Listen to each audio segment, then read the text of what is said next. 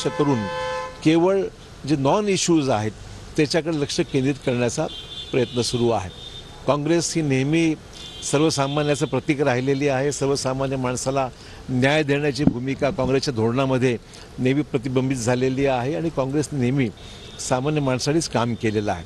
त्यामुळे ही युद्धाची सुरुवात, नवीन वर्षाची सुरुवात मार्च एप्रिलमध्ये निवडणुका घोषित होतील, त्यामुळे एक सुरुवात आम्ही नागपूरपासून आज करत आहोत आणि एक प्रचंड भव्य रॅलीच्या माध्यमातून सर्व केंद्रीय नेतृत्व, मग खरगे साहेब असतील, सोनिया गांधी असतील, राहुल गांधीजी असतील, सर्व देशातले अन्य नेते जे आहेत ते आज इथे या ठिकाणी एकत्र आलेले आहेत आणि मला खात्री आहे की आजच्या या नवीन चैतन्यातून, उमेदीतून, स्फूर्तीतून काँग्रेस पक्षाला अधिक ताकद विदर्भातून नेहमीच मिळालेली आहे, तर देशाला सुद्धा एक नवीन संदेश या नागपूरमधून निश्चित मिळणार आहे। वंचित बहुजन आघाडी, तुम्ही वैयक्तिक अनेक वेळा भूमिका मांडली की वंचित बहुजन आघाडी इंडिया आघाडीमध्ये सहभागी झाली पाहिजे। उद्या एक महत्त्वाची बैठक पार पडते।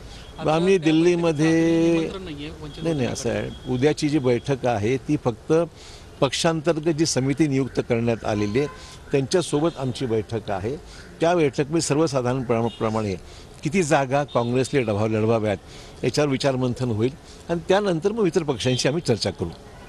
काँग्रेसच्या नेतृत्वाबद्दल नेहमीच संशयाचं वातावरण निर्माण केलं जातं, नॉन सिरियस असल्याचे आरोप होतात, काय सांगाल? असं कधीही कोणी म्हणत नाही, उगाच या वावड्या उठवण्याचं काम आणि काँग्रेसला बदनाम करण्याचा प्रयत्न होतोय।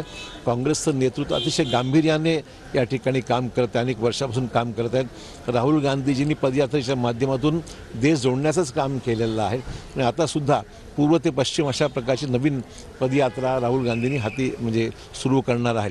त्यामुळे मला वाटतं की असा कुठलाही आरोप हा विरोधकांना आरोप करणं स्वाभाविक आहे, अशा प्रकारचं कुठलाही नॉन सिरियस अप्रोच हा विरोधकांचा राहिला आहे, आमचा नाही, सत्ताधारी पक्षाचा राहिला आहे, आमचा नाही। ठीक आहे, नेहमीच आहे की नवीन काय त्यात। भारत जोडो यात्रेच्या दरम्यान एका कार्यकर्त्याचा मृत्यू झाला होता, ज्येष्ठ कार्यकर्ता, त्यावेळेस त्याला मदत करू, पांडे नावाचे कार्यकर्ते त्याला मदत करू किंवा राहुल गांधी ज्यावेळेस नागपूरमध्ये येतील त्यावेळेस त्यांची भेट घेतील असं देखील त्यावेळेस सांगण्यात आलं होतं। त्या संदर्भात काही काँग्रेस निर्णय घेत आहे का?